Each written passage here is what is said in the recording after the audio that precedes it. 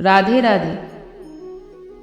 परिस्थितियां चाहे कितनी भी बुरी क्यों ना हो, बस आप यही सोचिए कि समय सबसे बड़ा बलवान है। समय अच्छा हो या फिर बुरा, एक दिन बीत ही जाएगा। जब भी हमारे किसी अपने की मृत्यु होती है, चाहे फिर वो बेटा हो, माँ हो, पिता हो या फिर बहन, या फिर आपके दिल के बहुत करीबी हो, तो उसमें दुख के साथ पीड़ा भी होती है।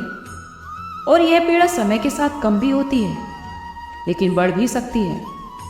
लेकिन इन दोनों ही परिस्थितियां आपके हाथ में हैं, क्योंकि मनुष्य जिस दिन आध्यात्मिक तौर पर दुनिया को देखने लगता है, तो उसी दिन वो उस दुख और पीड़ा से बाहर आ जाता है। ये सब कहना बहुत आसान है, लेकिन करना नामुमकिन के जैसा। लेकिन करना तो पड़ेगा ही, क्योंकि जो उत्पन्न हुआ है उसकी मृत्यु तो निश्चित है। मृत्यु को उसी दृष्टि से देखना चाहिए जैसे मनुष्य की आयु में कौमार्य, यौवन और जरा अवस्था आती है।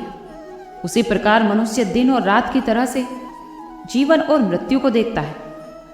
जिस व्यक्ति को जन्म मिला है या फिर जिस जीव को जन्म मिला है, उसकी मृत्यु एक दिन निश्चित होती है। इसलिए कभी भी मृत्यु से भयभीत मत होइए। महाभारत का अर्जुन तो आपको याद ही होगा। अगर अर्जुन याद है तो उनका पुत्र अभिमन्यु भी याद ही होगा, जिसने अपनी माता के गर्भ में ही चक्रव्यूह को भेदना सीख लिया था। लेकिन क्या आपको याद है, जो गर्भ में अभिमन्यु को ज्ञान मिला वह आधा ही रह गया था। उसका कारण था उनकी माता यानी सुभद्रा बीच में ही सो गई थी, जिसके कारण वो पूरी तरह से उस चक्रव्यूह को सुन नहीं पाए थे। अभिमन्यु ने चक्रव्यूह को भेदना तो सीख लिया था, लेकिन उससे बाहर निकलना वो नहीं समझ पाए थे, क्योंकि ये सब तो पहले से ही तय था। इसीलिए तो उनकी माता बीच में ही सो गई, क्योंकि अभिमन्यु ने जिस शरीर के रूप में जन्म लिया था, उनकी मृत्यु पहले से ही निश्चित हो गई थी।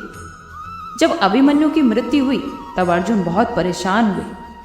तब श्री कृष्ण भगवान ने अर्जुन को एक स्वप्न दिखाया। उन्होंने देखा कि स्वप्न में श्री कृष्ण चतुर्भुज रूप में शेष शैया पर शयन कर रहे थे और अभिमन्यु उनकी सेवा कर रहे थे। अर्जुन अपने पुत्र को उनके नाम से पुकारते हुए उनके पास तक गए, लेकिन तब अभिमन्यु ने अपने पिता अर्जुन से कहा कि उनका जन्म तो सामयिक जन्म था, शाश्वत नहीं।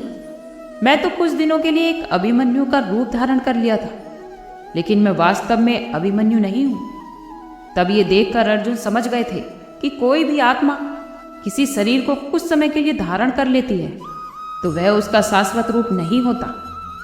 जैसे कोई भी व्यक्ति किसी नाटक में कोई किरदार निभाता है तो वह एक सामयिक पात्र होता है, ना कि वह शाश्वत। जितनी देर वह नाटक करता है उतनी ही देर वह उस किरदार में रहता है, और नाटक समाप्त होने के बाद वो अपने किरदार से बाहर आ जाता है। वास्तव में मृत्यु तो ईश्वर से मिलन का एक रास्ता होती है। इस पर शोक करना मनुष्य की प्रवृत्ति है, लेकिन उसके शोक में डूबकर अपने आप को पीड़ा देना जायज नहीं है। अगर आपको इस पीड़ा से बाहर आना है तो ये सोचिए, जब हमने अपने को खोया है वह इस नश्वर संसार से बाहर गया है, या तो ईश्वर से मिलने या फिर एक नए रूप में एक नया जन्म लेने। क्योंकि अगर मृत्यु भयावह होती तो जन्म का कोई मतलब ही नहीं रहता। आत्मा तो एक पुराना शरीर छोड़कर एक नए शरीर में प्रवेश कर लेती है। आत्मा कभी नहीं मरती।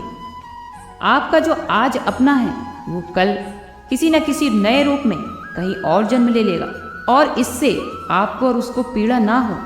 इसीलिए तो पूर्ण जन्म के बाद पिछले जन्म की यादें नष्ट हो जाती हैं या फिर कभी कभी धुंधली रह जाती हैं। हमारे लिए एक सच्चाई अवश्य है कि अगर हमने कहीं जन्म लिया है तो हमारी मृत्यु निश्चित है, और फिर उसे जन्म लेना भी निश्चित है। अब इसे हम चाहे समय से पहले मान लें या फिर समय पर, ये तो हमारी खुद की समझ है। क्योंकि जिसकी जितनी उम्र है वो उतनी ही उम्र को जीकर इस संसार से विदा ले लेता है। इस प्रकृति का यही नियम है।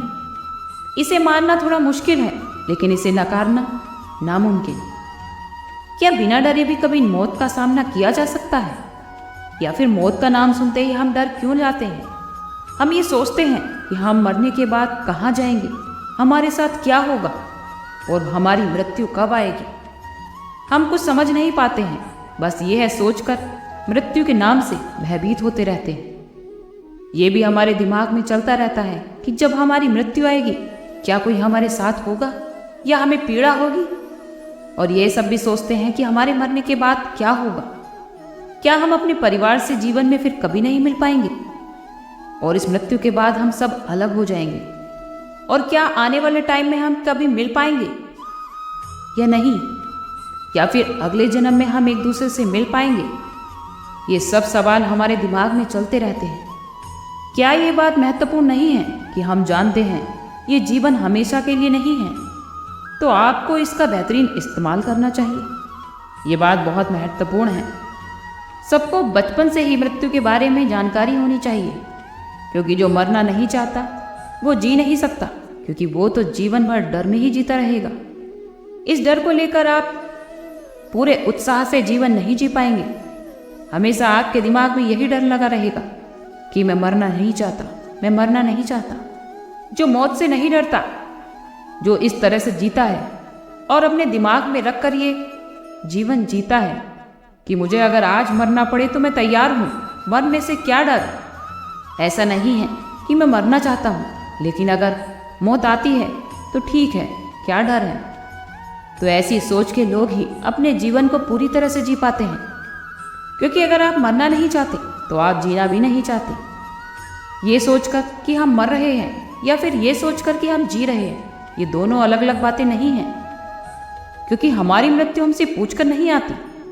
कब, कहाँ और कैसे आ जाएगी हमें पता भी नहीं चलेगा। गीता में लिखा है कि मनुष्य के जीवन की अटल सच्चाई उसकी मृत्यु हुई है, लेकिन वह सच्चाई को जानते हुए भी उससे हमेशा जीवन भर भयभीत रहता है, और उसका यही भय उसके आज को भी बर्बाद कर देता है। मनुष्य को कभी भी अपनी मृत्यु से नहीं डरना चाहिए। भगवान श्री कृष्ण ने अर्जुन को गीता का उपदेश देते देते जीवन से सदैव जुड़े हुए मृत्यु की अनिवार्यता समझाई है, और उसका शोक करना ये सही बात नहीं है। दूसरे अध्याय में आत्मा, शरीर, मृत्यु, इन सभी के आपसी संबंधों के बारे में समझाया।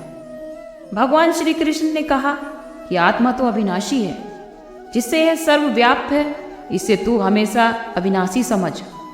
आत्मा कभी भी किसी की हत्या नहीं करती, और ना ही आत्मा की कोई हत्या कर सकता है। जो लोग ये मानते हैं कि आत्मा की हत्या की जा सकती है या आत्मा किसी की हत्या कर सकती है, वो लोग अज्ञानी हैं, क्योंकि आत्मा का ना ही कभी जन्म होता है और ना ही उसकी मृत्यु होती है। जन्म और मृत्यु तो शरीर से होती है, आत्मा से नहीं। आत्मा तो अमर और अजर है। जैसे आदमी पुराने वस्त्र त्याग कर नए वस्त्र धारण करता है, ठीक इसी प्रकार देहधारी आत्मा पुराने शरीर को छोड़कर नए शरीर में प्रवेश करती है। आत्मा को कोई शस्त्र काट नहीं सकता, अग्नि जला नहीं सकती और जल गीला नहीं कर सकता, क्योंकि यह आत्मा तो नित्य, सर्वव्यापक, स्थिर, अचल और शाश्वत है।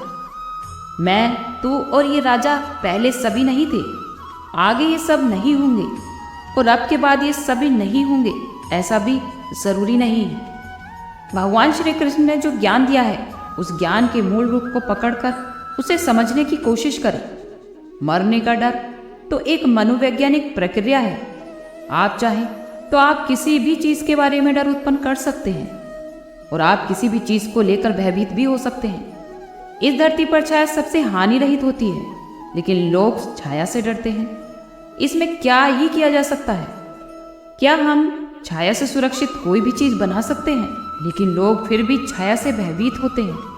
इसलिए आपको ये बात समझने की जरूरत है कि ये सब चीजें यूं ही नहीं हो रही हैं क्योंकि कोई मर रहा है।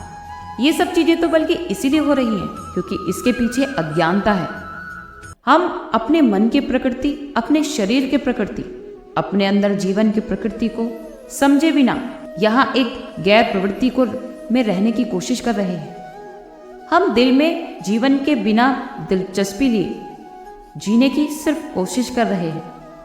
आप इस तरह दुखी नहीं जी सकते, क्योंकि अगर आप जीना चाहते हैं तो आपको जीवन में भी दिलचस्पी होनी चाहिए। जीवन में दिलचस्पी होने का मतलब ये नहीं है कि आप मौज मस्ती में रहो, आप पार्टी में जाओ, बल्कि जीवन में दिलचस्पी होने का मतलब तो यह है आप ये जानने की कोशिश कर सकते हैं कि ये जीवन आखिर है क्या, क्योंकि जो जीवन को समझ गया वो दिलचस्पी खुद ब खुद लेने लगता है। और जीवन में लिप्त होने का मतलब ही यही है कि आपने उसकी गहराइयों में जाना शुरू कर दिया है। आप जीवन के बारे में जानना चाहते हैं। अगर आप जीवन की प्रकृति को समझ लें तो इस तरह की बेकार की बातें आपके दिमाग से खुद ब खुद गायब हो जाएंगी। लेकिन अगर आप जहनी सुकून चाहते हैं तो हम किसी मंत्र का उच्चारण कर सकते हैं, कोई संगीत बजा सकते हैं। हम ये कोशिश कर सकते हैं कि मनुष्य अपनी मौत के बारे में ना सोचकर जीवन की आने वाली चीज़ों के बारे में सोचे, मौत के भय से बाहर निकले, क्योंकि अगर वो भय में लगा रहेगा तो वो जीवन नहीं जी पाएगा। इंसान को मरना तो है ही, क्योंकि जन्म के बाद मृत्यु निश्चित है, लेकिन हम ऐसी परिस्थिति उत्पन्न कर सकते हैं कि वह उसे भूल जाए, उसके दिमाग में मृत्यु का भय खत्म हो जाए। अगर आप अपने जीवन की प्रकृति को समझते हैं, उसे महसूस करते हैं, तो ये मुद्दे आपके लिए कोई मायने नहीं रखते, क्योंकि आपके अंदर जो भी डर है वो आपके विचार हैं, इससे ज़्यादा और कुछ नहीं। आप अपने विचारों और भावनाओं के अलावा जीवन को बिल्कुल नहीं जानते। इस स्थिति में तो मौत एक तकलीफदेह चीज़ होती है। आप कभी भी अपने मन में उसे स्वीकार नहीं कर सकते। आप चाहे कुछ भी कर लें, आपकी सोच इसे स्वीकार नहीं कर सकती। अगर आपके प्रिय की मौत होने वाली हो तो आप कहेंगे कि भले ये सच बात है कि मृत्यु नहीं टलती, लेकिन फिर भी मैं उसे मरते हुए नहीं देख सकता। बस इतना ही तो मुद्दा है। मौत कोई दर्शन नहीं है, ये तो जीवन की हकीकत है जिससे आप कभी भी इनकार नहीं कर सकते। लेकिन फिलहाल हम जीवन को इस रूप में ढक देते हैं कि मौत का जैसे कोई अस्तित्व ही नहीं है। मेरे ख्याल से दुनिया के किसी भी हिस्से में जब किसी की मौत होती है, जब महाभारत में अर्जुन के पुत्र अभिमन्यु की मृत्यु हो जाती है, तो अर्जुन यह देखकर बहुत दुखी हो जाते हैं और वे श्री कृष्ण भगवान से कहते हैं कि हे माधव, मैं अपने पुत्र की मृत्यु नहीं देख सकता, मैं भी नहीं जी पाऊंगा, मैं खुद को समाप्त कर लूंगा। ये बात सुनते ही भगवान श्री कृष्ण अर्जुन को आत्माओं के लोक में लेकर गए, जहाँ अभिमन्यु बहुत आनंद से बैठा हुआ था। यह देखकर अर्जुन बहुत खुश हो गए और यह देखकर खुशी खुशी रोते हुए अभिमन्यु को गले लगाते हुए कहते हैं, हे पुत्र, मैंने तो तुम्हारे बिना जीने की उम्मीद ही छोड़ दी थी, लेकिन अब मैं तुम्हें छोड़कर कहीं नहीं जाऊंगा। ये बात सुनते ही अभिमन्यु ने अर्जुन से कहा, हे महाशय, आप कौन हैं? मैं तो आपको नहीं जानता। तब अर्जुन ये बात सुनकर बोले कि मैं तो तुम्हारा पिता हूं और तुम मेरे पुत्र हो। तब अभिमन्यु ने कहा, कौन पुत्र और कौन पिता? मेरे तो हजारों जन्म हुए हैं। किसी जन्म में आप मेरे पुत्र बनते हैं और किसी जन्म में मैं आपका पुत्र बनता हूँ। आत्मा का कोई पिता या पुत्र नहीं होता। ये बात सुनकर अर्जुन की तो जैसे होश ही उड़ गई। तब अर्जुन ने सोचा, मेरा वीर पुत्र अभिमन्यु तो मुझे पहचान ही नहीं रहा। उसी वक्त अर्जुन का सारा पुत्र मोह समाप्त हो गया। यह बात देखकर श्री कृष्ण ने अर्जुन को समझाते हुए कहा, हे अर्जुन, इस जग में कोई भी अपना पराया नहीं होता। तुम तो सिर्फ अपना कर्म करो, किसी के मरने पर शोक मत करो। भगवान कृष्ण अर्जुन को कहते हैं, कर्म ही पूजा है, कर्म ही भक्ति, इसलिए अपने कर्म को पूरे मन से करना चाहिए। श्री कृष्ण ने अर्जुन को कर्म योगी बनने के उपदेश दिए। श्री कृष्ण ने अर्जुन से कहा कि आप जो भी कर्म करो, यह सोचकर करो कि ये परमात्मा को समर्पित हो रहा है। मृत्यु तो सभी को आती है और मृत्यु का भय भी सभी को होता है। भगवान श्री कृष्ण कहते हैं कि संसार के निर्माण से ही जन्म और मृत्यु का चक्र चलता आ रहा है और चलता ही रहेगा। तो इसलिए मृत्यु से कभी भय नहीं होना चाहिए। हमेशा अपने जीवन को उत्साह से जीना चाहिए। यही गीता के उपदेश में श्री कृष्ण भगवान ने समझाया है। आज के लिए इतना ही। कल फिर मिलते हैं एक नई वीडियो के साथ। खुश रहिए, स्वस्थ रहिए।